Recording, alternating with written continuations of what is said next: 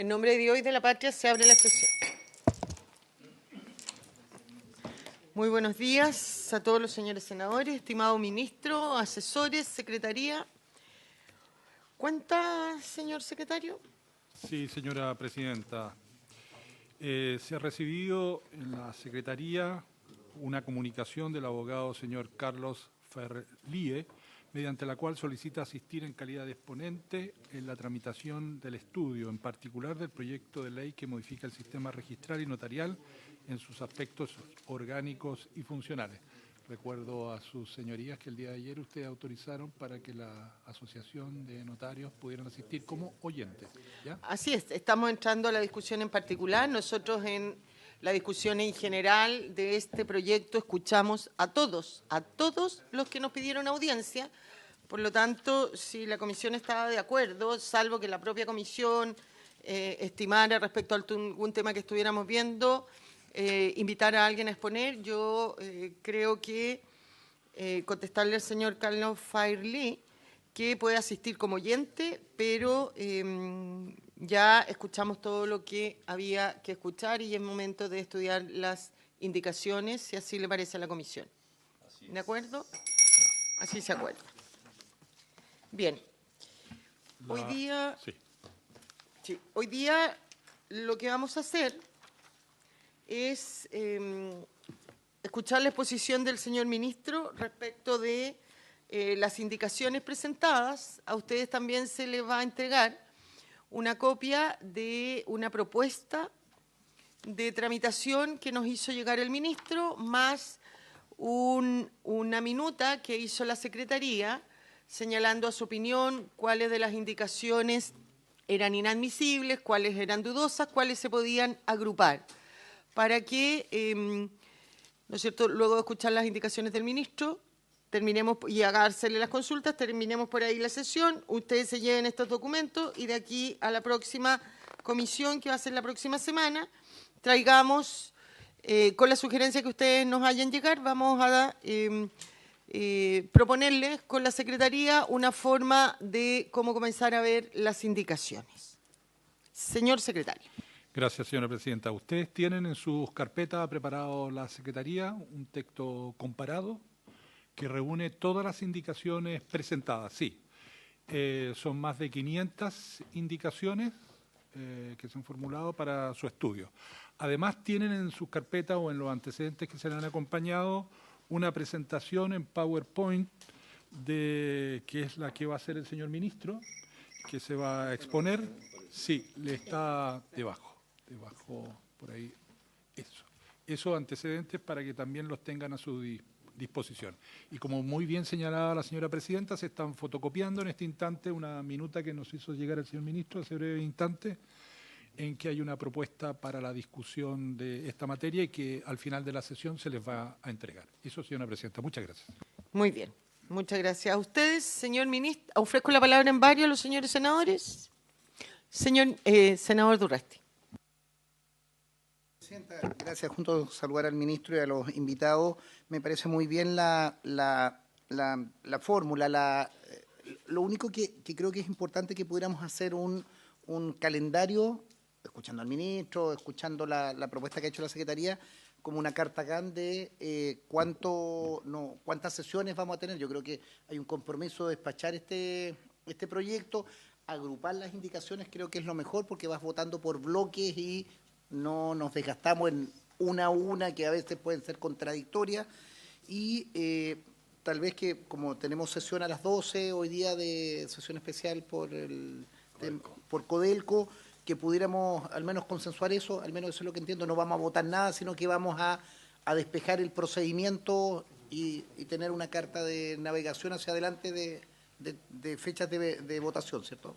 Así es. Efectivamente, lo que queremos hacer hoy día es, como le dije, escuchar al ministro, conversar y hacerle las consultas sobre su presentación y fijar, no sé si alcancemos hoy día o con los documentos que nos va a entregar la Secretaría, revisarlo y la próxima sesión, que debiera ser el próximo lunes o martes, ya traer esa calendarización que usted dice y una propuesta de agrupación, primero someter a votación todas aquellas todas aquellas indicaciones que se consideran inadmisibles, luego discutir las de dudosa procedencia o admisibilidad y la calendarización de cómo agruparíamos y cuánto creemos que nos demoraría.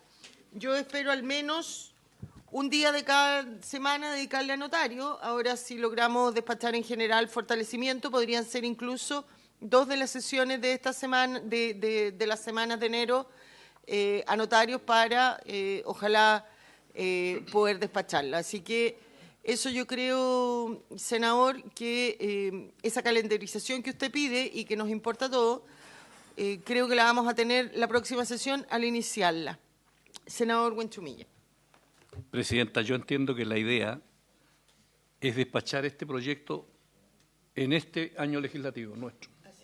O sea, si no alcanzamos ahora, la primera semana de marzo, me parece. Muy bien.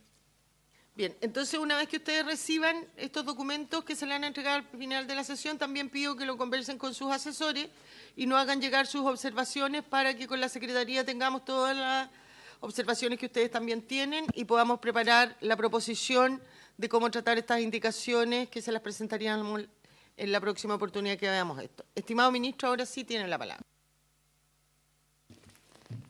Muchas gracias, señora presidenta, por su intermedio. Saludo a los senadores presentes. Lo que vamos a hacer nosotros ahora es presentar el contenido de las indicaciones del Ejecutivo al proyecto de ley y explicar los elementos que tuvo en consideración el Ejecutivo para efecto de esta indicación, en el entendido que existen un conjunto de aspectos que forman parte del debate de esta honorable comisión. En algunos el Ejecutivo ha tomado una decisión más bien para avanzar en un diálogo con la comisión y poder adoptar una decisión más definitiva sobre el punto. Lo primero, bueno, eso es más o menos el orden de la presentación. Solo recordar que lo que tenemos es un proyecto de ley del cual existe un criterio relativamente compartido, no solo respecto al proyecto al cual se está indicando, que es un proyecto iniciado bajo la administración del presidente Piñera, sino que también en el proyecto anterior de la administración de la presidenta Bachelet. Es decir, existe desde antiguo una preocupación por parte del Ministerio de Justicia en sus distintas administraciones de modernizar y reformar el sistema notarial, esencialmente, permitiendo mayores mecanismos de transparencia y de competencia en el acceso, así como de calidad del régimen de servicios, ¿no? Los ejes del proyecto, que son ejes relativamente compartidos, ejes compartidos en distintas iniciativas y también en el contexto de las audiencias públicas que se realizaron por vuestras señorías en la etapa previa, es aumentar la competencia del mercado notarial. La pregunta es cuáles son los mecanismos adecuados para eso. La segunda es disminuir las barreras de entrada y evitar la discrecionalidad en el nombramiento, la discrecionalidad en el nombramiento en toda su fase, ¿no? Desde la conformación de las ternas hasta el régimen de nombramiento final, modificar el régimen de fiscalización y, por último, impulsar mecanismos que permitan incorporar obligatoriamente elementos de calidad de servicio y tecnología a el régimen notarial y registral. Si uno quisiera resumir las observaciones que tuvieron las instituciones y el conjunto de académicos que se presentaron ante vuestra señoría respecto de la tramitación del proyecto originalmente presentado y también teniendo en consideración otras discusiones previas que se han tenido, lo primero es que el proyecto, en la forma en que está actualmente diseñado, al crear el repositorio digital y el archivo digital de poderes en el registro civil, lo que generaba era un riesgo de duplicidad de información y sobre todo ciertas consideraciones de incerteza jurídica. Una cuestión que adicionalmente el Ejecutivo, a requerimiento de vuestras señorías, pudo tener en consideración, asumiendo además el informe financiero original para el cual se desarrolló este proyecto de ley. Lo segundo es una convicción que tiene el Ministerio de Justicia, al igual que algunas otras personas que expusieron durante esta comisión, de separar las funciones de nombramiento y especialmente sacar al Poder Judicial del régimen de nombramiento. Hay algunos de esos aspectos en los cuales yo quiero profundizar, no por lo que dice necesariamente la indicación, sino que lo que explica el contenido de la indicación del Ejecutivo. El tercero es que también existe un cierto acuerdo de que el régimen de concursabilidad y de designación de notarios y conservadores sea en base al mérito con un mecanismo que reduzca la discrecionalidad para efectos de que opere el mérito, además en un mecanismo sujeto a escrutinio público. Es decir, no simplemente la afirmación que hay en régimen de mérito, sino que cuáles son los elementos de concursabilidad que definen ese tipo de aspectos. Yo puedo hablar de un régimen de mérito, pero si tengo un mecanismo de base restringida de postulantes, entonces la verdad es que ese mérito en rigor se diluye en el fondo, ¿no? Lo siguiente es la determinación de los procedimientos técnicos de aranceles, uno de los elementos comunes en auxiliares de la Administración de Justicia, no solo notarios y conservadores, sino que también en el caso de receptores. Y por último, la necesidad, esto es una crítica bien transversal al proyecto original, de separar el sistema notarial del sistema registral, fundamentalmente porque buena parte de la masa crítica y la discusión que se ha tenido por parte por ejemplo, del informe de la Fiscalía Nacional Económica y toda la discusión de política pública previa ha estado siempre más concentrado en el sistema notarial más que en el sistema registral, y en el sistema registral más bien parecieran los conflictos estar apuntando a otro tipo de asuntos, y lo que ha tratado de hacer el Ejecutivo en esta indicación, al igual como otras que están presentadas por vuestra señoría, hacer esa separación de modo de focalizar en el caso del sistema registral aquellos aspectos en los cuales existe consenso técnico en el cual avanzar. Las indicaciones del Ejecutivo esencialmente se focalizan en esos 4 aspectos. El primero tiene que ver con el régimen de nombramiento sustentado en mérito y transparencia. El segundo lugar tiene que ver con perfeccionar el sistema de fiscalización. El tercero, mejorar la calidad de servicio. Y el último, modernizar funciones, que son las formas en que esta comisión ha abordado el debate del sistema notarial, y que esto es importante porque esos 4 criterios fueron los inicialmente considerados por vuestra comisión al inicio de la discusión de este proyecto en este trámite, y que coincide luego de las audiencias públicas precisamente en esos 4 aspectos por parte del conjunto de expertos y expertas que fueron citados a esta comisión. A ver, sobre el régimen de nombramientos, yo voy a dar el panorama general de la evaluación que tiene el Ejecutivo sobre este punto.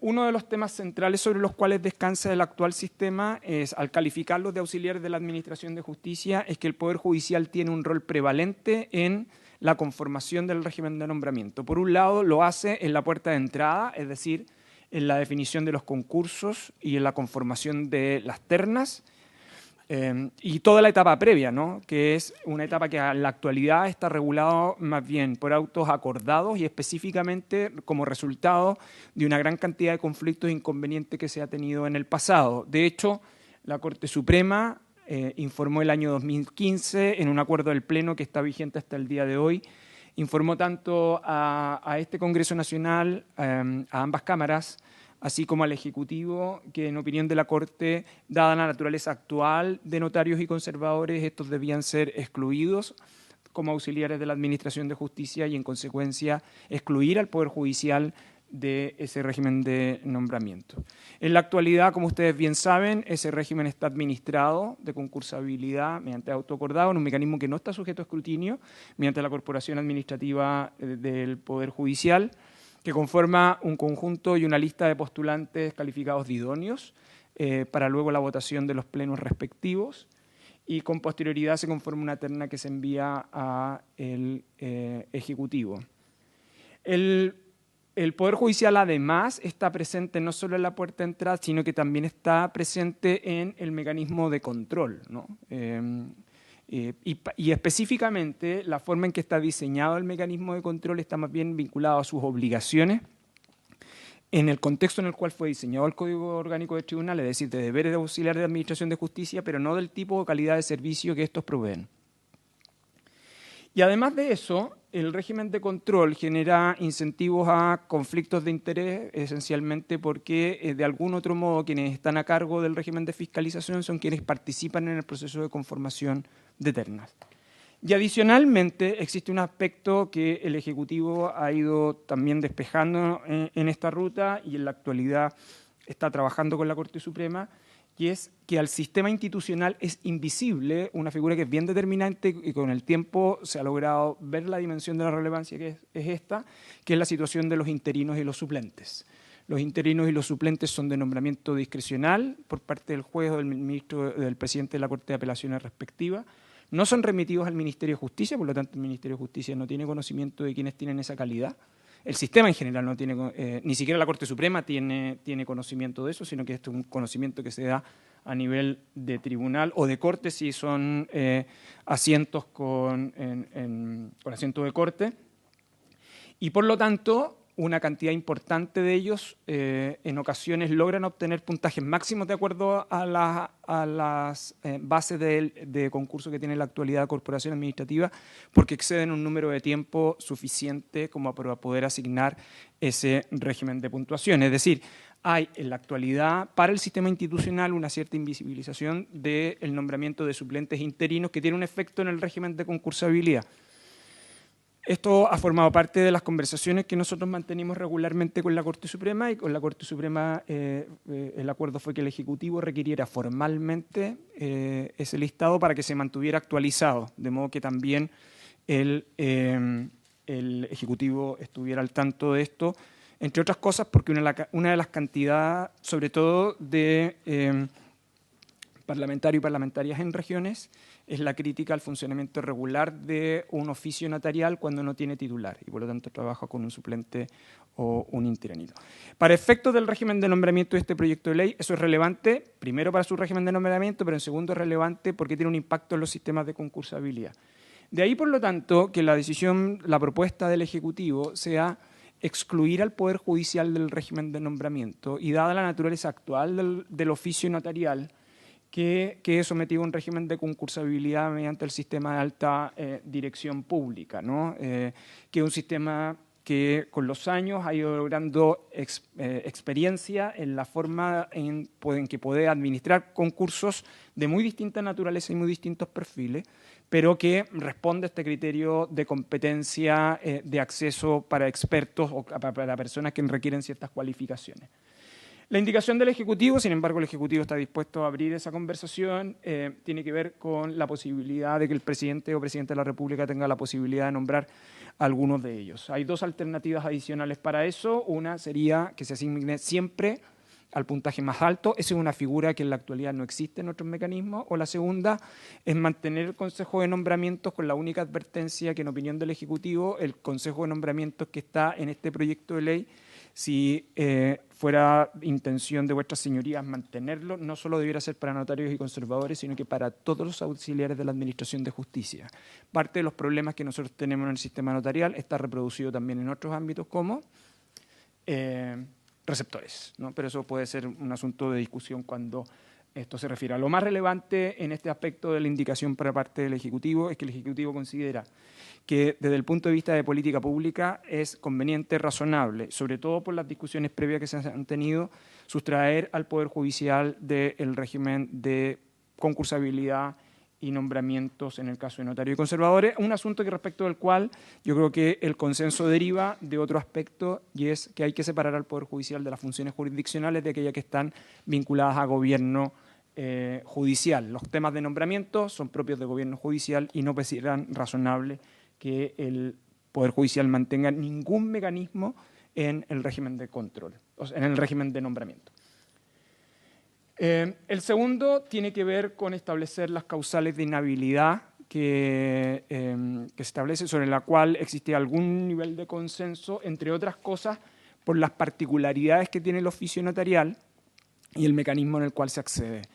En opinión del Ejecutivo, debe establecer el criterio general de inhabilidad que existen para otros cargos que se desarrollan al interior del Estado, respecto de los cuales el sistema institucional asume una regla de incompatibilidad por los efectos colaterales a los cuales estos están asociados. Es decir, la idea de que no pueden ser nombrados en dichos cargos las personas que tengan relaciones de parentesco hasta el tercer grado, que es el estándar habitual que utiliza la legislación chilena en los últimos años, o hasta el segundo grado de afinidad, en el caso del presidente de la República, integrantes del Senado y de la Cámara de Diputados, fiscal nacional, el estándar general de altas autoridades públicas que tiene el sistema institucional, incluyendo el escalafón primario del Poder Judicial, ¿no? Y la regla central es que esta regla de inhabilidad se mantenga, además, en un periodo de enfriamiento, ¿no? Que sea un periodo de 3 años, una vez que la autoridad ha sido o ha cesado en su cargo formalmente.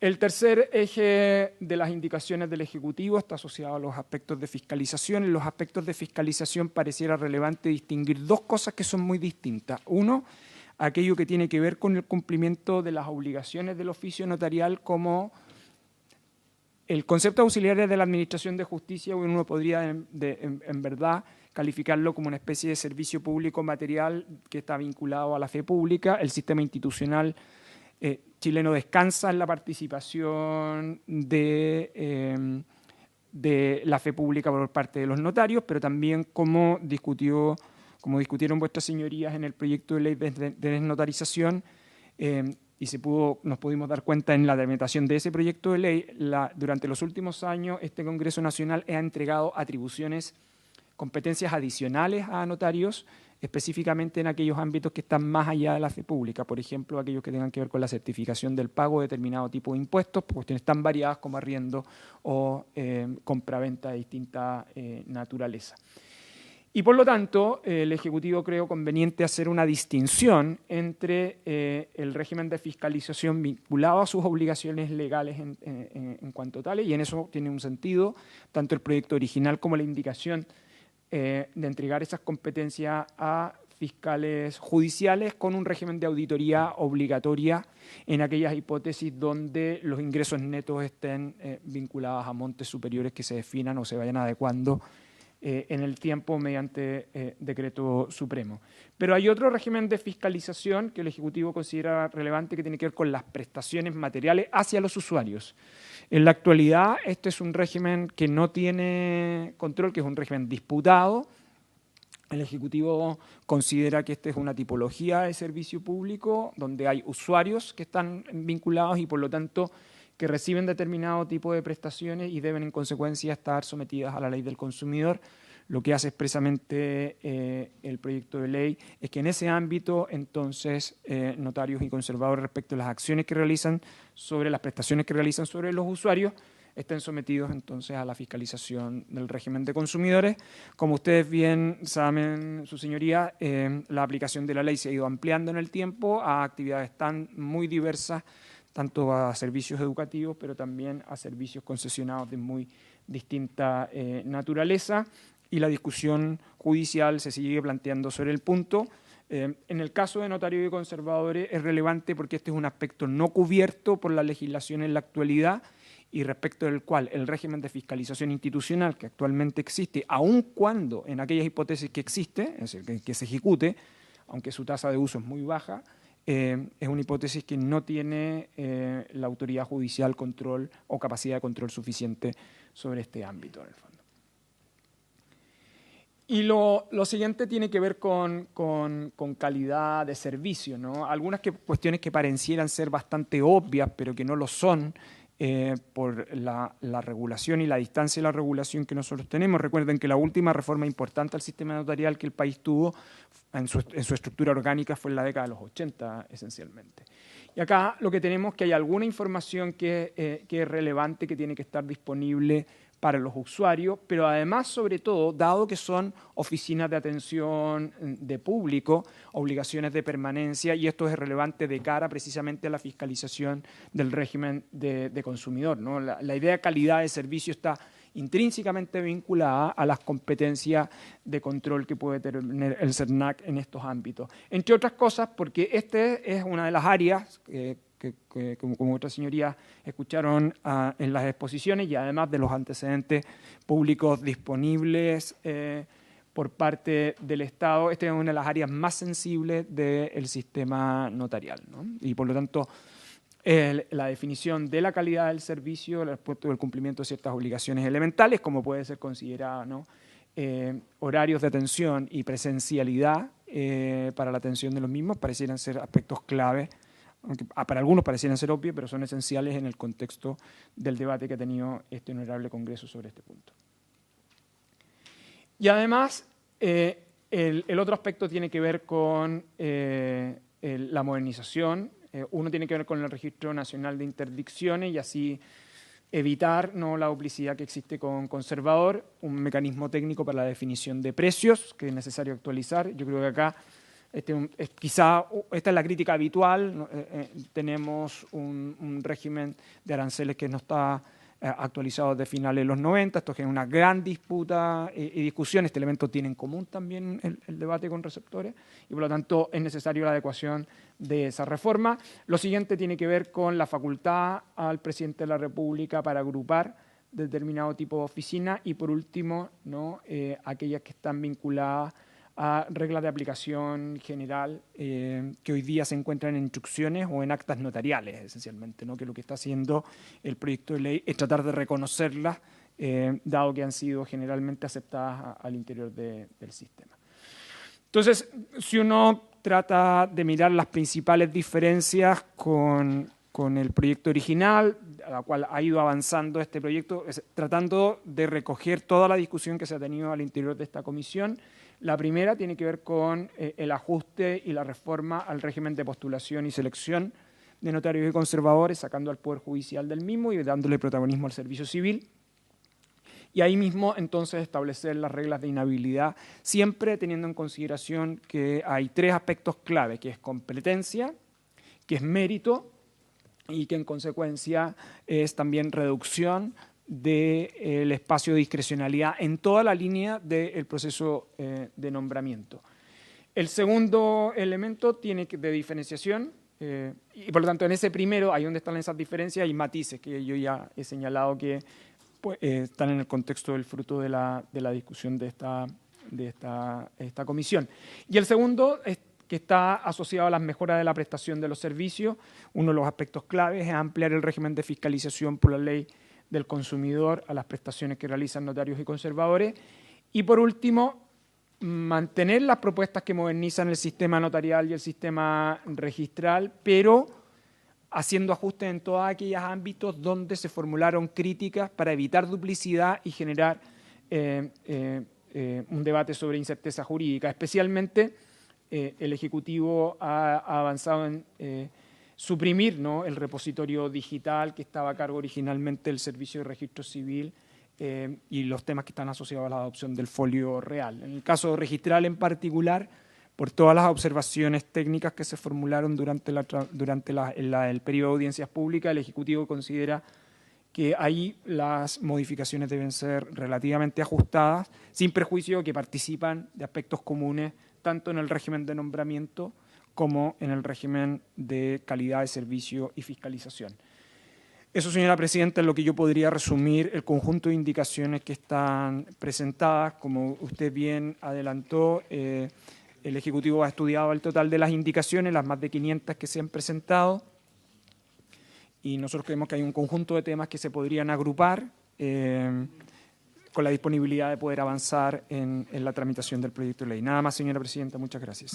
Muchas gracias a usted, ministro. Ofrezco la palabra a los señores senadores para hacer las consultas. Senador Cruzcoque. Sí, dada la envergadura de las modificaciones, sobre todo en la parte que dice relación con el Poder Judicial, entiendo que había un informe de la Suprema cuando partió el proyecto en la Cámara de Diputados, pero... ¿Esto partió acá?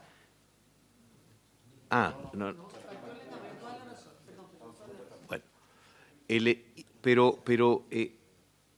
¿cuál es el informe más reciente que tenemos de la Corte Suprema para eso y llegó cuándo para saber? Porque me imagino que yo creo que son están consideradas también. Yo creo que son las observaciones. Acuérdense que vino en 2 oportunidades la ministra Cebesich, me acuerdo, a exponer acá la posición de la Corte Suprema. Pero siempre hay un informe escrito, ¿no?, que se manda. Eso no es el de la Cámara de Diputados, el último que tenemos, ¿no? Y no debiera haber alguna opinión formal al respecto, por su intermedio, presidenta, nuevo respecto de estas indicaciones. No con ánimo dilatorio, por el contrario, pero siento que si algo está aquí particularmente sujeto a cambio es la participación que tiene el Poder Judicial. Entonces, quería saber, más allá de la exposición que hizo la ministra Cebesich, si es que va a existir o existe algún informe más nuevo o más reciente de la Corte Suprema. Lo van a imprimir, el informe de la Corte Suprema que existe, como usted bien señala, es el de la Cámara, y acá lo que nosotros hicimos no fue oficial, sino que invitamos a un ministro de la Corte Suprema a que viniera a exponer, y vino la ministra Sebet. No sé si nos dejó en esa oportunidad, le rogaría a la Secretaría que revise algún documento por escrito con la posición que aquí se presentó. Senador Durresti. Presidenta, junto a saludar al ministro y a nuestros invitados, me parece interesante la propuesta que hace el ministro de cómo presenta las indicaciones, y creo que claramente fija los nudos y por tanto la agrupación de las indicaciones para no tener hasta el infinito la votación de todas las indicaciones. Hay un elemento que señala el ministro que me gustaría precisar, o no sé si lo hacemos a través de un oficio. Hay un conjunto y así lo decía el informe de la Fiscalía Nacional Económica, de que hay distintos tipos de notarías, si pudiéramos decir A, B y C, desde el punto de vista de la importancia, no solo si es capital de región, sino que es los lugares donde se encuentran. Y hay una anomalía que yo al menos he insistido hace mucho tiempo, que es la existencia todavía de notarías y conservadores en una sola mano, digamos, en una sola titularidad. Recuerdo que, no sé si oficiamos en ese momento por lo que había en Melipilla, que son situaciones que ocurrieron en algún tiempo cuando eran lugares alejados, y que se compartía esa misma función en una sola persona. Recuerdo haber también consultado en alguna vez por Cochrane, donde incluso ahí se agrupaban en una misma persona más funciones, porque no había nadie que fuera una localidad como Cochrane en la región de Aysén. La pregunta concreta es: ¿cuántos notarios y conservadores tienen la misma función en una sola persona? Saber quiénes son y cuál es el criterio para resolver esa situación. Creo que, no, a propósito de que se habla de que no puede depender de la Corte de Apelaciones respectiva que emita un informe si es que corresponde o no, yo creo que tiene que haber una norma general, objetiva en la ley y no en la Corte de Apelaciones respectiva para ese tipo de situaciones, y la excepción sea, valga la redundancia, excepcional, como Cochrane o Tortel, no sé, en el norte, localidades muy lejanas.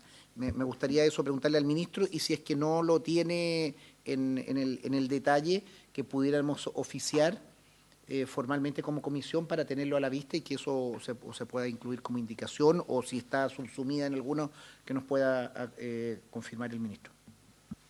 Gracias, senador. Ofrezco la palabra a los senadores. Senador Huinchumilla.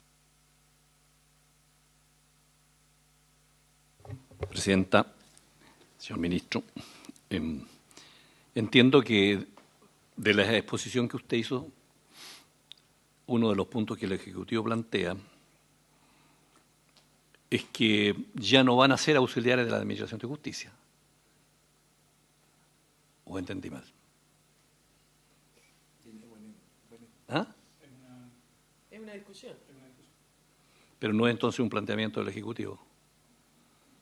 Sí, para poder yo argumentar, digamos, necesitaría saber eso. Desde el 2015, la Corte Suprema viene sosteniendo que no responden a la filosofía de auxiliares de la Administración de Justicia. La Corte ocupaba esta expresión casi textual, sino que una actividad empresarial, más asimilada a una actividad empresarial que un auxiliar de la Administración de Justicia. Sin embargo, el Ejecutivo ha mantenido la condición de tal, al igual que el proyecto original, para mantener el régimen de obligaciones, porque a notarios y conservadores se les otorga una función pública que, aunque es financiada a través del pago de servicios por parte de los privados, tienen obligaciones públicas que cumplir. Ya, porque el punto mío es que si son auxiliares de la Administración de Justicia,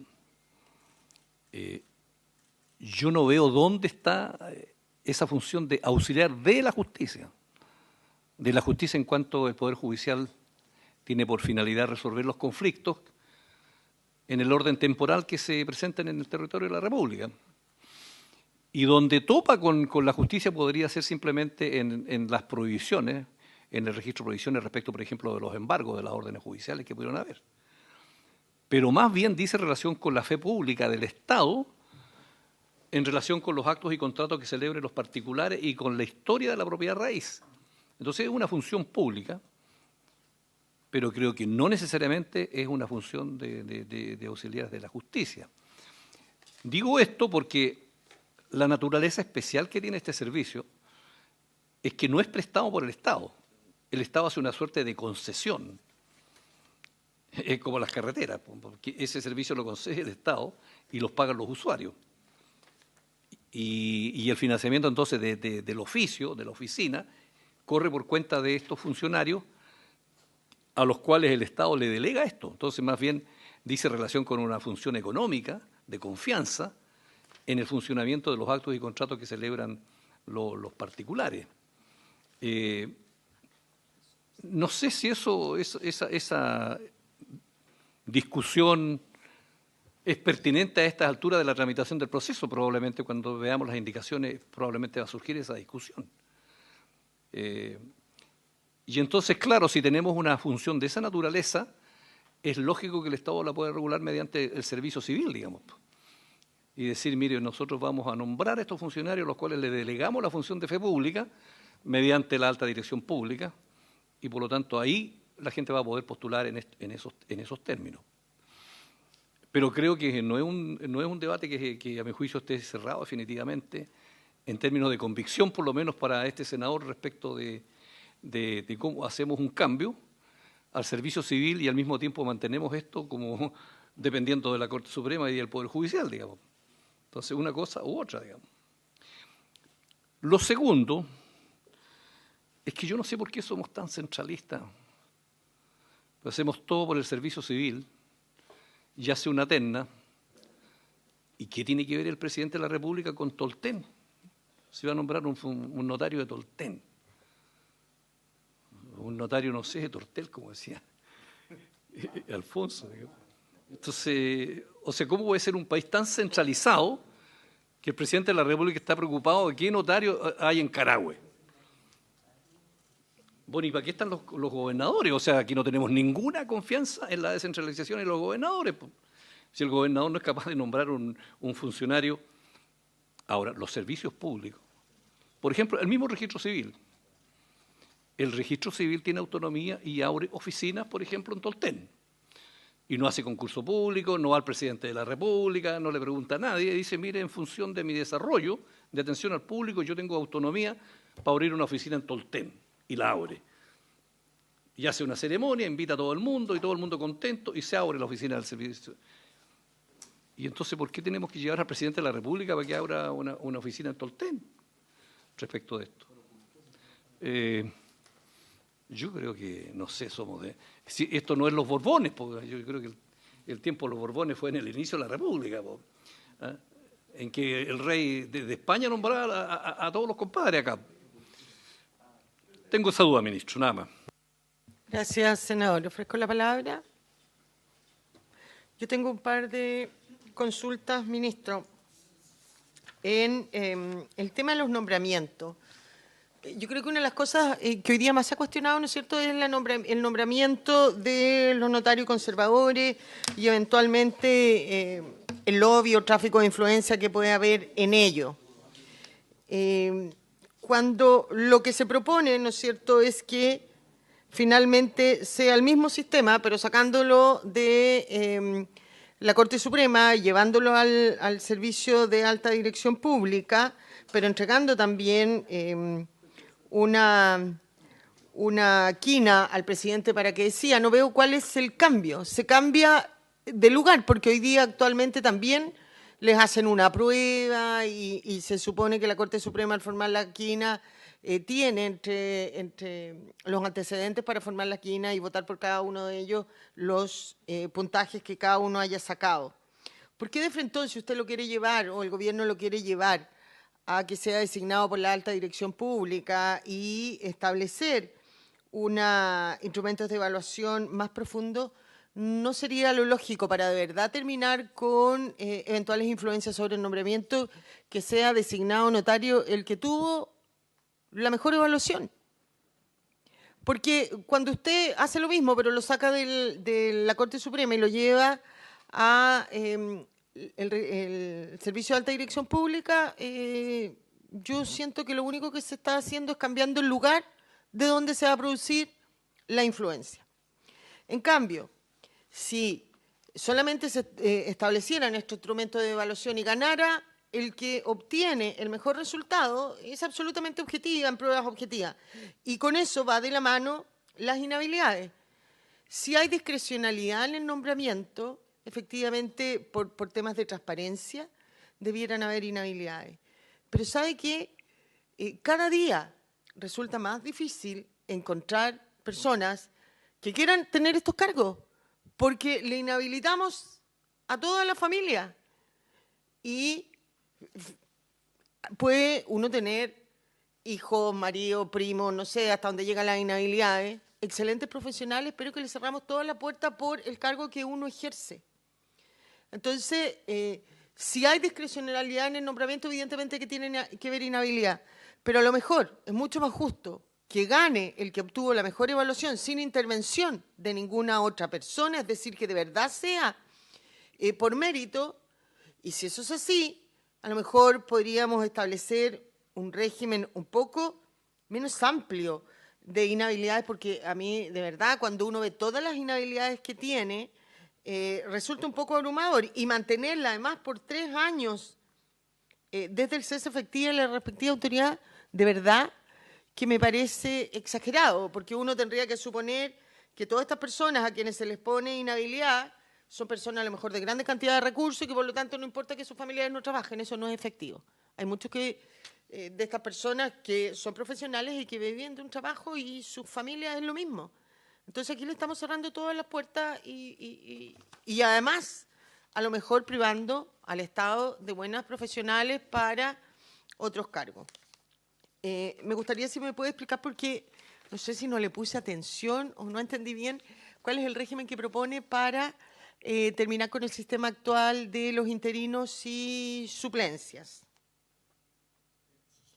Me hace un poco ruido, ministro, respecto de la auditoría externa, que estoy de acuerdo con ella, pero ¿por qué la limitan a un monto de ingresos determinados de las notarías? Porque a lo mejor eso podría llevar a que algunos, para no someterse a eso, ¿no es cierto?, escondan algún tipo de recurso.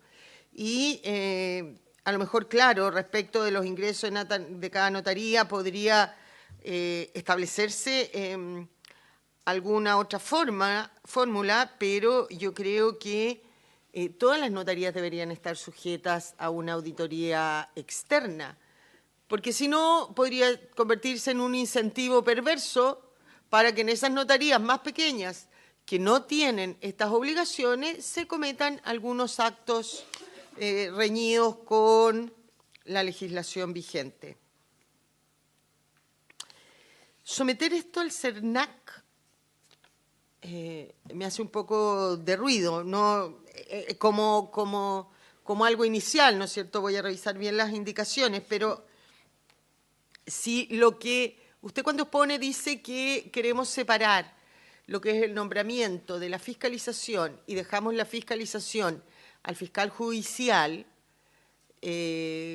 ante me imagino yo que debiera ser donde se reclamara, porque aquí estamos poniendo un nombramiento, una fiscalización y otro establecimiento para reclamar, otra institución. ¿Por qué no establecer un procedimiento hasta el mismo probablemente fiscal judicial con una especie de lo que él resuelva, una apelación, no sé? Pero ¿por qué crear y llevarlo al CERNAC? También se señala por usted un nuevo mecanismo para fijar los precios y tarifas. No nos dijo, no lo escuché, cómo se haría, quién lo haría. Esas son mis dudas de su exposición, estimado ministro. Le ofrezco la palabra.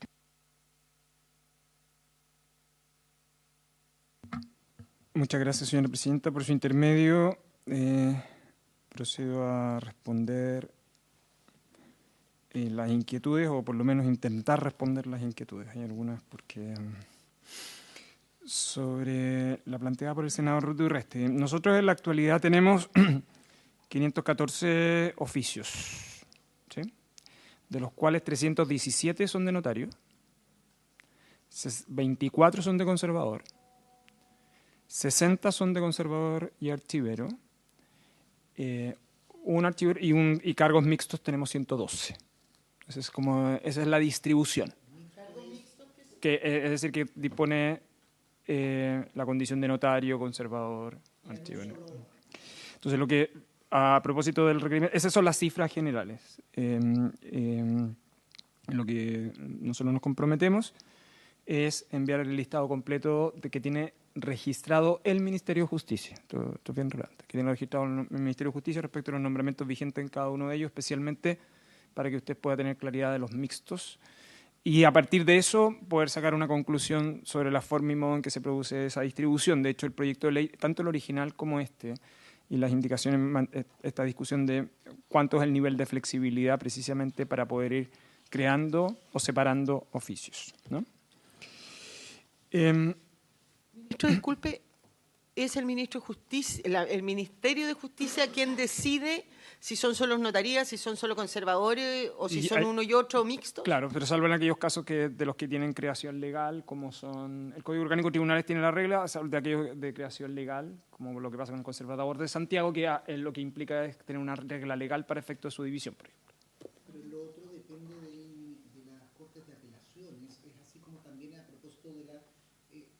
yo creo que recogiendo la teoría que señalaba Francisco Buenchumilla, en la cual yo tengo un punto y se lo comentaba. Cuando se dice que se sustrae del Poder Judicial esa conformación de ubicación, partición, es que en muchos lugares, y lo hemos hecho porque se han peleado notarías, lugares que han crecido, el típico lugar turístico. Ahora, no sé, lugares donde no accede el mundo campesino, que hacen sus trámites y tienen que bajar lo hemos trabajado con INDAP nosotros, es la Corte de Apelaciones respectiva la que fija si se puede construir, o sea, se puede dividir primero, y también dónde se puede establecer una nueva notaría, que en definitiva es prácticamente dividir, porque es sacarle un territorio jurisdiccional a otra notaría. Yo creo que eso, radicado en una Corte de Apelaciones, no corresponde. Y perdona si me alargo una cosa, es la observación que le hacía Francisco. Yo creo que el conocimiento del territorio lo tiene el gobernador, por ejemplo. Efectivamente, Tolten, sabe la importancia de Tolten, el gobernador de la Araucanía o de cada uno de los territorios que nosotros representamos. demasiado problema en Tolten. O en una localidad, yo creo que efectivamente los gobernadores, si le hemos dado competencias, son los que conocen esta situación.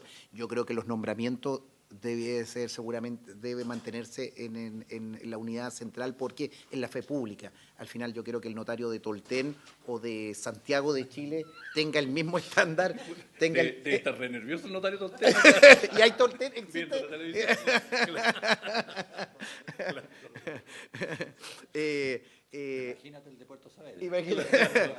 Entonces, yo creo que ese aspecto, y por eso es bueno en la discusión, claramente o el alcalde o el gobernador conocen cómo se mueve el territorio, dónde se desarrolló tal o cual localidad que era antiguamente seguramente marginal desde el punto de vista de población. Pero se desarrolló el turismo, se desarrolló otras actividades y se necesita un ministro de la fe pública. Pero yo creo que la designación, yo ahí tengo una visión de que es la fe pública, es el Ministerio de Justicia, o es el Presidente de la República, o es el Poder Judicial si correspondiera, pero creo que ahí, porque tú tienes que tener el mismo estándar en cualquier notaría, y creo que también es uno de los objetivos, tú sepas. Y lo último que adelanto, Presidenta, por eso yo me opongo al tema de los fedatarios, porque yo creo que no obstante todas las críticas que son todas estas indicaciones y muchas más que uno le tiene al sistema, Creo que uno confía en el notario cuando tienes una escritura pública, confías en el conservador cuando inscribes tu propiedad, cuando eres litigante confías en la hipoteca o en el embargo que se trabó, y creo que eso es algo que uno no tiene que retroceder en eso. Y la fe pública es un patrimonio de Chile, y en el tema registral de propiedades también. Desde el pequeño notario, no voy a citar la comuna nuevamente, hasta el gran notaría o conservador. Entonces, yo creo que eso hay que mantenerlo. Yo por eso al menos nunca he adscrito al sistema de fedatarios como institución de innovación. Tenemos que mejorar esto, cambiarlo, dinamizarlo, pero hago esos comentarios a mi amigo y compañero. Yo me resisto a los Borbones. Ministro. Yo creo que solo quiero advertir, para responder cada una de las preguntas, que lo que subyacen a cada una de las preguntas y a las inquietudes es una discusión un poco más, es bastante más sustantiva de lo que en principio hace aparente, y que tiene que ver con la naturaleza misma de la función notarial. O sea, yo creo que es importante tenerlo presente, porque a propósito de lo que ha preguntado el senador Durresti y los datos que nosotros hemos dado, y yo suelo recordar que en la actualidad la regla de separación supone informe favorable de la Corte de Apelaciones respectiva para que emita el decreto del Ministerio de Justicia, así que está de acuerdo. La indicación propone que sean los gobernadores quienes realicen esa propuesta para efectos de agrupación, desagrupación, y además teniendo en consideración no solo el informe de la Corte de Apelaciones, sino que también el de la Fiscalía Nacional Económica. Pero cuando uno mira a ese punto, yo quiero, para seguir respondiendo a la pregunta, relatar una cuestión más bien práctica. Una de las cosas que yo creo que a cualquier ministro o ministra de Justicia le sorprende, salvo que tuviera mucho tiempo previo ahí, es que una de las audiencias que habitualmente recibe es la de un alcalde que pide la apertura de una notaría. Y es que yo creo que está, salvo los parlamentarios en el Ministerio de Justicia, salvo cuando se pide esa audiencia, solo en ese momento es posible dimensionar lo que para un alcalde significa una notaría. Esto tiene que ver con el concepto más global, por eso yo digo que en lo que en apariencia pareciera ser una cuestión formal es una discusión bastante sustantiva. Y es que para un alcalde tener una notaría es tener una oficina de atención de público. Y que por lo tanto, esto probablemente tiene que ver con la cultura legal chilena, hay una cantidad de trámites que las personas realizan. Y eso no solo tiene que ver en la visita que se realiza al Ministerio de Justicia para aperturar un nuevo oficio notarial, sino que en aquellos casos donde es necesario nombrar la necesidad de hacerlo pronto porque no se ha abierto. El ejemplo emblemático en esto será, para salir de Tolten, Cerro Navia, que es además que se encuentra en una zona como la región metropolitana, que en apariencia debieran ser oficios notariales relevantes. Desde que se creó el oficio notarial, llevan 3 concursos y los 2 nombramientos previos han sido nombramientos desistidos. Y el alcalde ya ha ido en más de una oportunidad al Ministerio de Justicia pidiendo que se apure el nombramiento. Se hacen los nombramientos después del concurso ante la Corte y luego hay desistimiento, por distintos tipos de razones, de cómo se instala una notaría, los costos que esto implica, etc. Pero lo que yo creo que es relevante desde este punto de vista es internalizar que los oficios notariales son entendidos como oficinas de atención de público. Y por lo tanto, y ahí ya me hago cargo de la pregunta del senador Buenchumilla, la pregunta del senador Buenchumilla, que en apariencia pareciera ser así como de simple denominación, encierra en rigor una crítica profunda a la forma en que está concebido el sistema de auxiliares de la Administración de Justicia en el Código Orgánico de Tribunales. Y lo que pasa es que el Código Orgánico de Tribunales tiene una estructura de auxiliares de la Administración de Justicia que va desde el fiscal judicial, los defensores públicos, los relatores, los secretarios, los receptores, los procuradores, etc., ¿no? Los notarios, los conservadores, los archiveros. Ahora, lo que sí está claro es que tanto el proyecto original como este descansa en mantener la estructura lógica de conformación del Código Orgánico de Tribunales. Pero es correcto, creo yo, la forma en que, por su intermedio, señora presidenta, lo plantea el senador Buenchumilla, esencialmente porque la naturaleza de la función que ha ido desempeñando tiene que ver, efectivamente, con la fe pública y otras funciones adicionales, ¿no?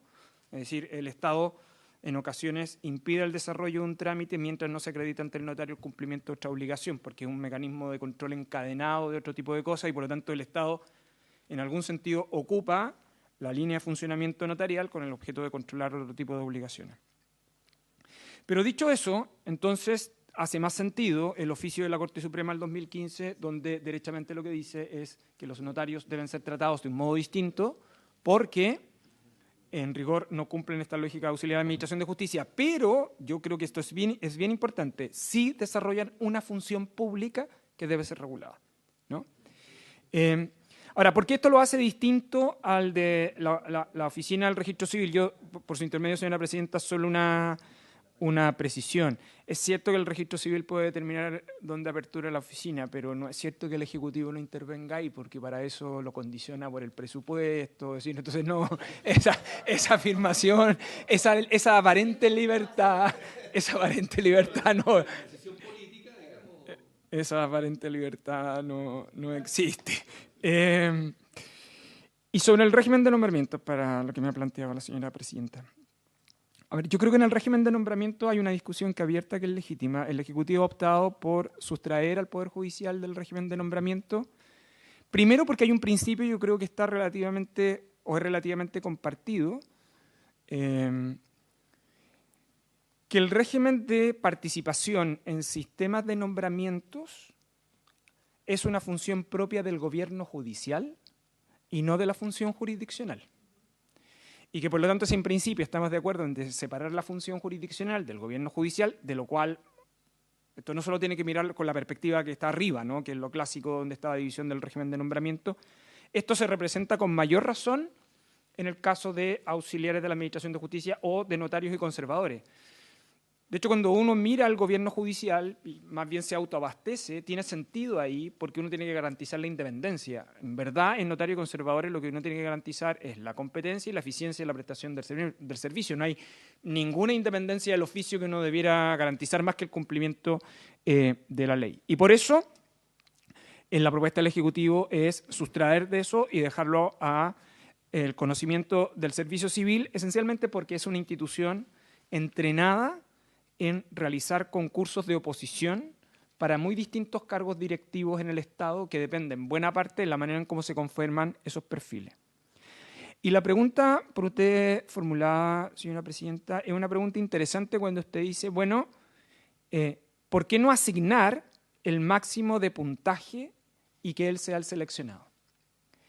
Y es que en realidad el régimen de nombramiento de todas las autoridades que están sujetas a un régimen de evaluación por oposición, no tienen un mecanismo, por lo menos de los que nosotros tenemos, de asignación del cargo al que obtiene el puntaje máximo. Porque siempre hay elementos no mensurables, pero que forman parte de una evaluación cualitativa, que quien tiene el poder de decisión realiza la evaluación. ¿Quién lo realiza? Ese es otro punto. Por ejemplo, a propósito de...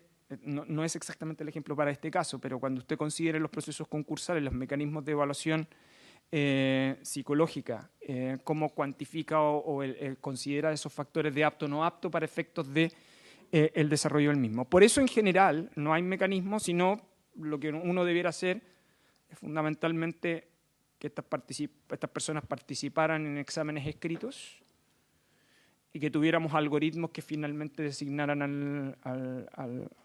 al seleccionado. Entonces yo creo que ahí tenemos un punto. Ahora, yo sí haría una advertencia.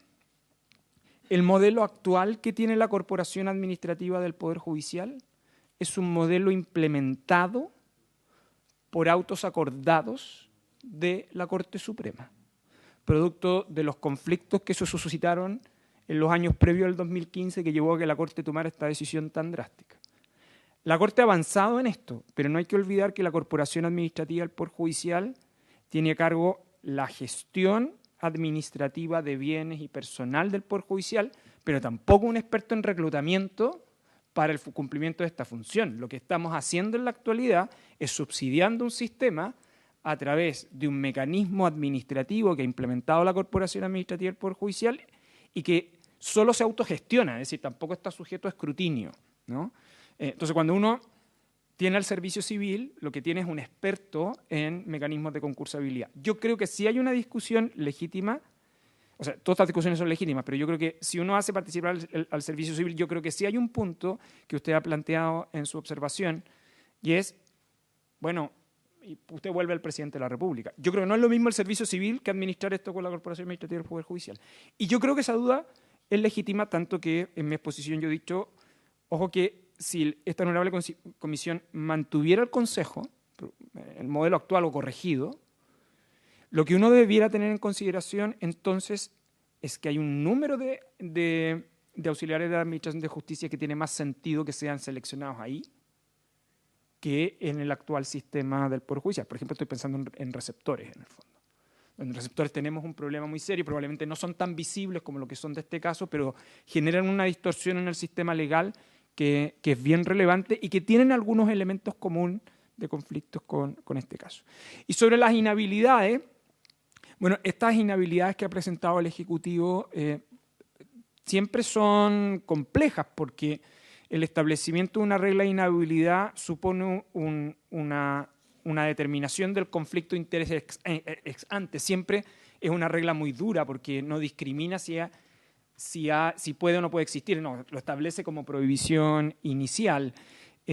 Pero dadas las características del actual sistema de nombramiento notarial, es decir, gestionado a partir de régimen de conformaciones de terna, es relevante mantener una inhabilidad de estas características, sobre todo si uno no excluyera al Poder Judicial, por ejemplo, ¿no? Las observaciones que usted ha formulado son, yo creo que legítimas, son habitualmente las que se esgrimen cuando también uno establece régimen de inhabilidad, porque va generando quienes se dedican a determinados o ocupan determinadas posiciones relevantes en el Estado, generan un efecto de exclusión en sus familias, que yo creo que no es menor. En relación al régimen de interinatos y suplencia, el Ejecutivo considera que, definido el mecanismo de nombramiento, es necesario hacerse cargo de ellas, en el entendido que el proyecto lo que hace es sacar el proyecto original, sacar el interinato y la suplencia del régimen actual. Hoy día el régimen actual es opaco, es completamente discrecional, y respecto del cual el sistema institucional no tiene ningún escrutinio, ¿no? El proyecto original tiene esa regla y la mantiene, la separa del Poder Judicial y la mantiene en el régimen general. Sobre las auditorías externas, en esto se ha seguido el modelo que ha aplicado en otras ocasiones el Poder Judicial, que es discriminar por monto. Yo creo que hace sentido su observación, señora Presidenta. El Ejecutivo se compromete a estudiarlo en detalle, de que en realidad la auditoría sea obligatoria general, porque lo contrario no tiene mucho sentido. Sobre el CERNAC, sobre esto el Ejecutivo tiene convicción. Hay una vieja discusión sobre servicios prestados por privados que habitualmente están sujetos a regulación pública y tienen la condición de servicio público material, y por lo tanto, si están o no están sujetos a la ley del consumidor. Hasta ahora la jurisprudencia le ha dado la razón al CERNAC en general, y la disputa está esencialmente en una hipótesis: si es que el servicio, la calidad del servicio, tiene regulador o no tiene regulador sectorial. Es el típico ejemplo donde tengo superintendencia, que en el fondo controla además calidad de servicio. Entonces la pregunta es si hay superposición. Esa es la discusión jurídica en la actualidad. Pero en aquellos casos donde no hay superposición, se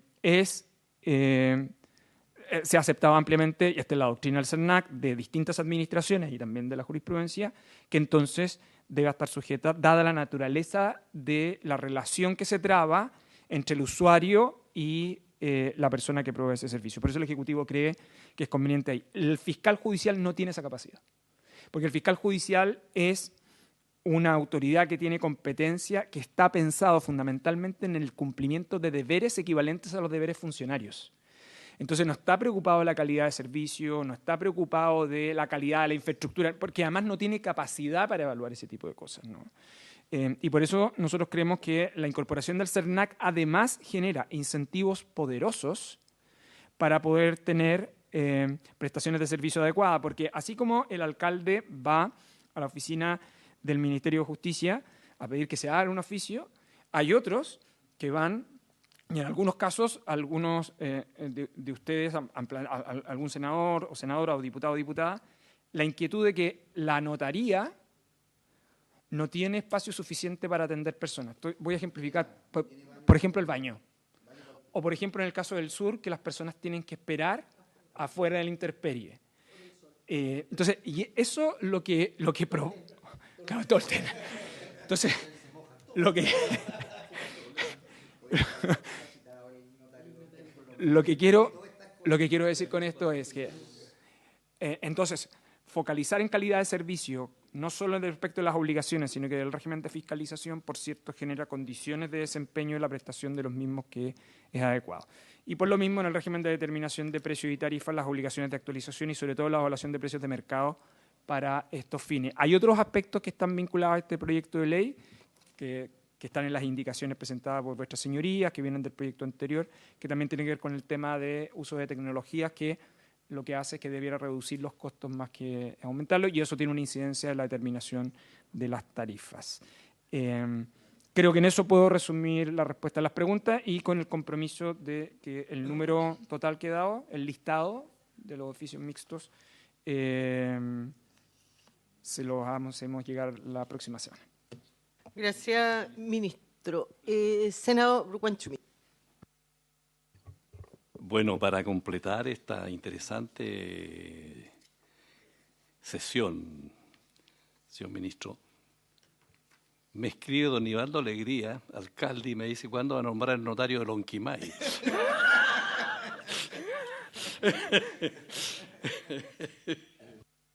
Gracias, senador. Ministro, antes de terminar, solo una observación. En el caso de los nombramientos, ¿no es cierto? Y decir usted que no existe ningún otro nombramiento que no se haga por el servicio civil que no vaya en una terna o que alguien lo resuelva. Efectivamente, casi todos los nombramientos que hace hoy día el servicio civil, ¿no es cierto?, tienen relación con algún servicio público y por lo tanto tienen un jefe superior que me parece lógico que pueda elegir dentro de una terna, cosa distinta en los notarios conservadores que no tienen un superior jerárquico. Entonces, ¿por qué alguien tendría que apreciar, me conviene más esto o esto otro? O sea, si queremos de verdad sacar la influencia del nombramiento de estos cargos que son apetecidos, debiera ser lo más objetivo posible, si no es trasladar el lobby, vuelvo a decir, a otro sector. Si usted revisa, yo lo digo con respeto y es mi convicción y es en los casos que he conocido, probablemente no en todos, pero los que he conocido, yo no le creo al servicio civil.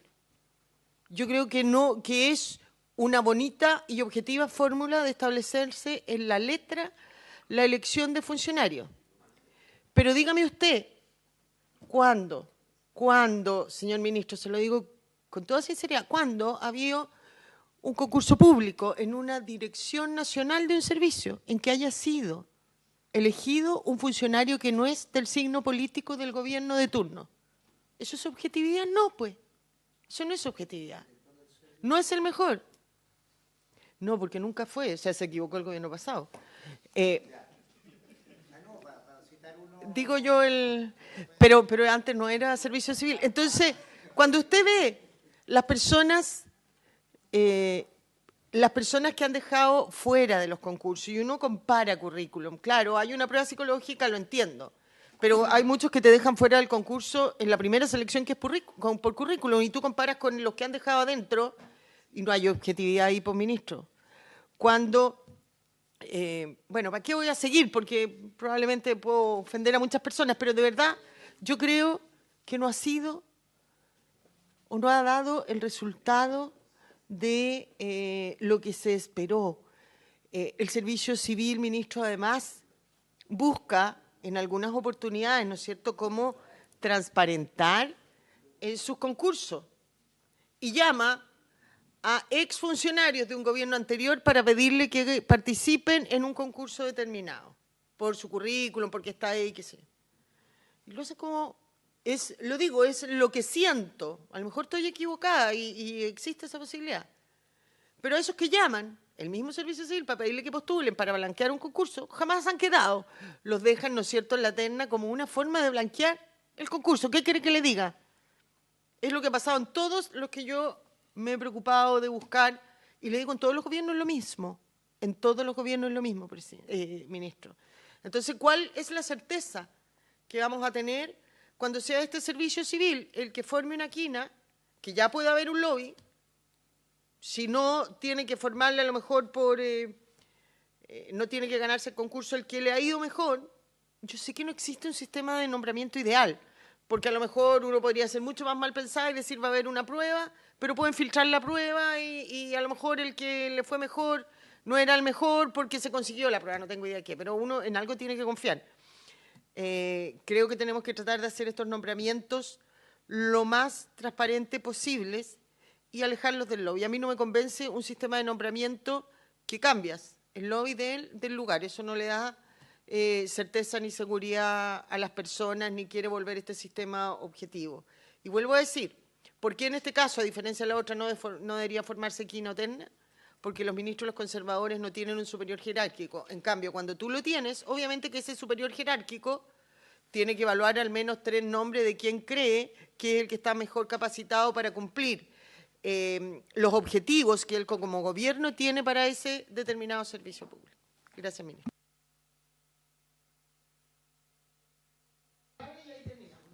Yo, aunque no comparto su juicio sobre el servicio civil, yo creo que el país ha hecho esfuerzos por avanzar ahí, yo creo que hay críticas, pero uno puede avanzar. Yo creo que al menos estamos de acuerdo de que el actual sistema de nombramiento es insostenible, que es conveniente sacar al Poder Judicial en un rol relevante por los efectos distorsivos que tiene, y el Ejecutivo está abierto, por cierto, a buscar el mejor mecanismo que dé garantías de transparencia a todo el mundo. Con el único detalle que acá estamos nombrando, y yo creo que el símil que ha hecho el senador Buenchumilla por su intermedio, señora presidenta, de que una especie de actividad concesionada se asemeja bastante al espíritu, no es un órgano ejecutivo en el fondo, ¿no? Y eso, en algún sentido, pone énfasis más en la prestación del servicio que en la actividad propiamente tal. Eso, señora presidenta, muchas gracias. Bien. Senador Cruz Coque, aquí está el acta, me la entrega la Secretaría, de la comisión en que estuvo la ministra. No trajo un informe, pero aquí está transcrito, y aquí están transcritos sus opiniones, por si la necesita para tener la opinión más actualizada. Si se la puede hacer llegar a todos los senadores. Me llevo yo.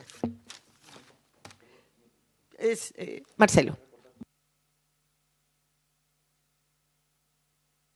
Ministra Quesada, me parece que es. ¿Ya? Y este año, recién pasado, la ministra Chévez. Entonces hay 2 concurrencias de funcionarios de la Comisión. Entonces tendríamos la visita en el Senado. Que están ahí, sí, están ahí.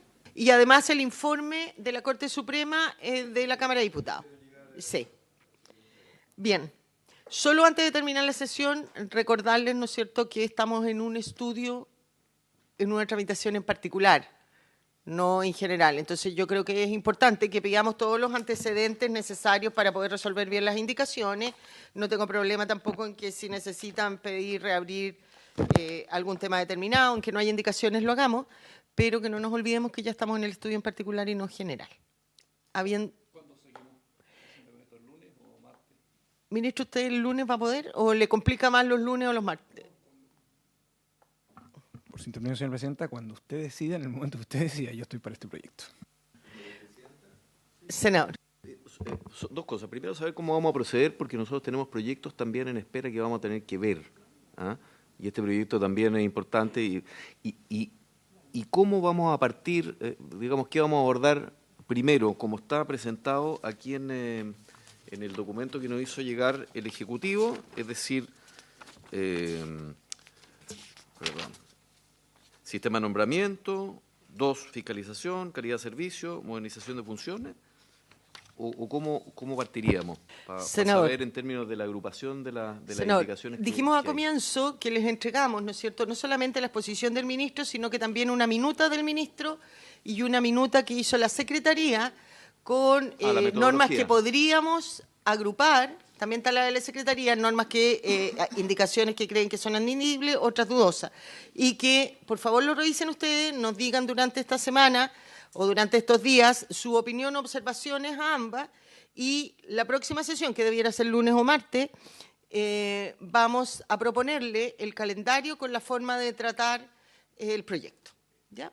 Eso. Habiendo dado término a la materia de esta comisión, se levanta.